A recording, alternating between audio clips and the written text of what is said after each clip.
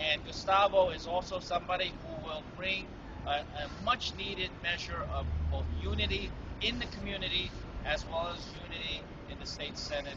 And so I'm very pleased to be here to give my full unabated support for Gustavo Rivera for New York State Senate. Thank you. Well, I want to echo John Liu's thoughts and say, first of all, last year, John and I crisscrossed the city, and we were both blessed by an extraordinary coalition of progressive people and activists and unions and issue groups that put us over the top. Well, I've seen that same coalition come together for Gustavo Rivera with incredible energy.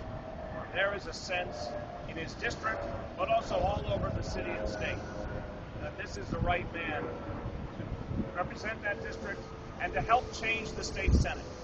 And I think, sadly, if you said to New Yorkers, what's the one thing that they most want to see changing? What's the one part of government that we need help in the most? They'd say the state Senate. And I am convinced that Gustavo Rivera is going to be a difference maker.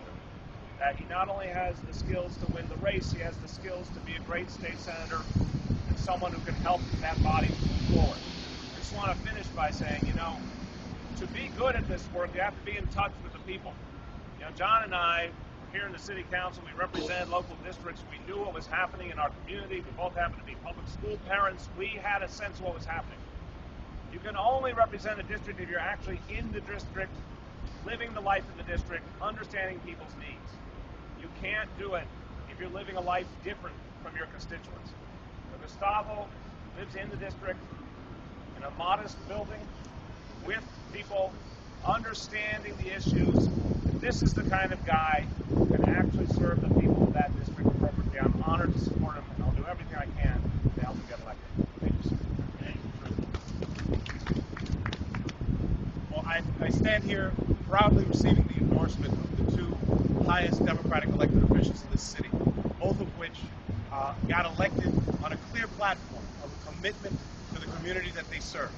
In this case, the entire city of New York.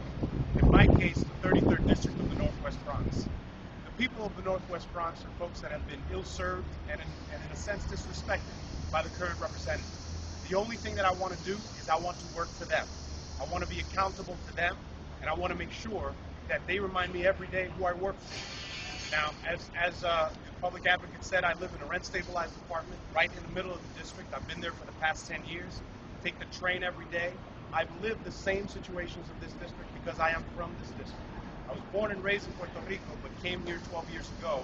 And for the last 10 years, I've been living in the Bronx. And last year, I felt compelled.